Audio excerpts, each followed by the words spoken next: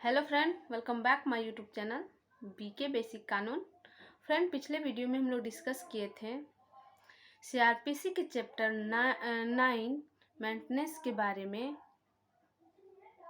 जिसमें सेक्शन 125 से लेके 128 तक बताया गया है। जो पिछले वीडियो में हम लोग डिस्कस किए थे 126 सेक्शन 126, इस वीडियो में हम लोग डिस्कस करेंगे फ्रेंड 127 भत्ते में परिवर्तन कि भत्ते में परिवर्तन अगर 125 सेक्शन 125 के अंतर्गत किसी व्यक्ति को न्यायालय के द्वारा मेंटेनेंस दिया जाता है तो उसमें परिवर्तन क्या क्या हो सकता है। तो आइए फ्रेंड, बेसिक कानून में बेसिक सेक्शन हम लोग जानते हैं 127 भत्ते में परिवर्तन। धारा 125 के अधीन अथवा आंतरिक भरण पोषण संबंधित मानसिक भत्ते पाने वाले या यथास्थित अपनी पत्नी या माता या संतान को भरण पोषण अथवा आंतरिक भरण पोषण संबंधित मानसिक भत्ता देने के लिए उस आधार के अधीन किसी व्यक्ति की परिस्थितियों में भरण पोषण अथवा अंतरिम भरण पोषण संबंधित भत्ते में तबदली जैसी भी स्थिति हो, मजिस्ट्रेट परिवर्तन कर सकता है। इसमें बताया गया है कि सेक्शन 125 के द्वारा जो मेंटेनेंस यानी कि भरण पोषण दिया जा रहा है उसमें परिवर्तन किया जा सकता है। माता पिता या बच्चे या पत्नी जो मेंटेनेंस की मांग की है, अगर कोई व्यक्ति जो मेंटेनेंस दे रहा है उसकी लागत मूल्य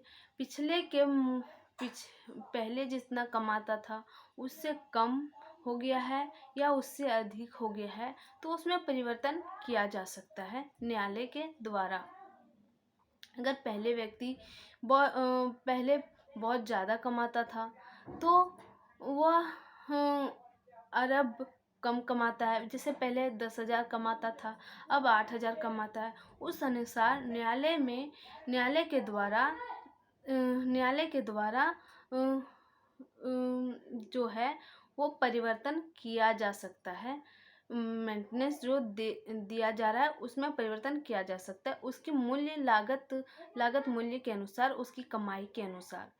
जिसमें सब क्लॉज 2 बताता है, जहां मजिस्ट्रेट को यह प्रतीत होता है कि धारा 125 के अधीन दिया गया कोई आदेश किसी सक्षम सिविल न्यायालय के किसी विनिश्चित के परिणाम स्वरूप रद्द या परिवर्तित किया जाना चाहिए, वहां वह यथास्थित उस आदेश को मतानुसार रद्द कर देगा। मतलब इसमें बताया गया है कि सिविल न्यायालय के द्वारा अगर मजिस्ट्रेट को यह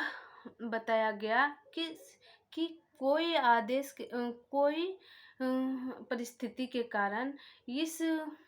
इस आदेश को रद्द किया जाए तो मजिस्ट्रेट सिविल न्यायालय के इस आदेश के द्वारा रद्द कर सकता है, खारिज कर सकता है। सब क्लॉज 3 में बताता है, जहां धारा 125 के अधीन कोई आदेश ऐसी स्त्री के पक्ष में दिया गया है, कैसी स्त्री जो डिवोर्स ले ली है, जो विवाह विच्छेद कर ली है, दिया गया है, जिसके पति ने उसे विवाह विच्छेद कर लिया है या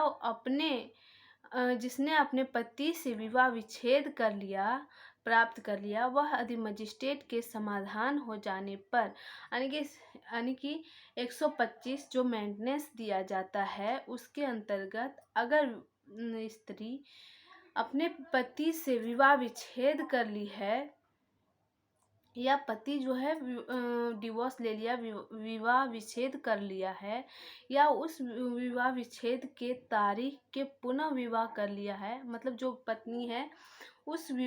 तारीख के जो मेंटेनेंस जिस तारीख को दिया जा रहा था या जिस तारीख से डिवोर्स दिया गया, उस विवाह के बाद तुरंत शादी कर लेती है, किसी अन्य पुरुष से, तो इस तरह में न्यायालय जो है उस मेंटेनेंस को रद्द कर सकती है। जो पति के द्वारा दिया जा रहा था उसे न्यायालय द्वारा रद्द किया जा सकता है, अगर पत्नी किसी और से शादी कर लेती है तो। उस स्त्री के पति ने अपने विवाह विच्छेद कर लिया और उस स्त्री के युक्त आदेश के पूर्व या पश्चात पूरी धनराशि प्राप्त कर ली है, जो पक्षकारों को लागू किसी रूढ़िवादी जन या अश्लील विधि से अधीन ऐसे विवाह विच्छेद पर दे थी। मतलब इसमें है कि जो स्त्री है विवाह विच्छेद यानी कि डिवोर्स करने के बाद जो पूरी धनराशि है किसी सामाजिक या न्यायालय या अन्य अपने मर मिलाप अपने समझौते के अंतर्गत जो मेंटेनेंस बंधाया गया था, वह अगर पूरी धनराशि जो हस्बैंड है वो दे देता है तो इस तरह में मेंटेनेंस रद्द कर दिया जाएगा न्यायालय के द्वारा। इसमें उस दशा में जिसमें ऐसी धनराशि ख का 1 बता रहा है कि इस दशा में जिसमें ऐसी धनराशि ऐसे आदेश से पूर्व दी गई थी, उस आदेश के लिए जाने की तारीख से रद्द कर दी जाएगी। मतलब कि जो धनराशि दिया गया था, मेंटेनेंस की तारीख दी गई थी, उस तारीख के अलावा अगर वह जो हस्बैंड है वो पूरी धनराशि एक साथ दे देता है, पूरा मेंटेनेंस एक साथ दे देता है, तो उसे रद्द किया जा सकता है। सब क्लॉज 2 में बताया गया है कि किसी अन्य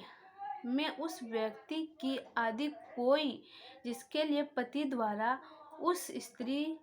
स्त्री मतलब जो डिवोर्स वाली स्त्री है, मतलब विवाह विच्छेद की हुई पत्नी है, को प्रस्ताव में भरण पोषण दिया गया है, शाब्दिक की तारीख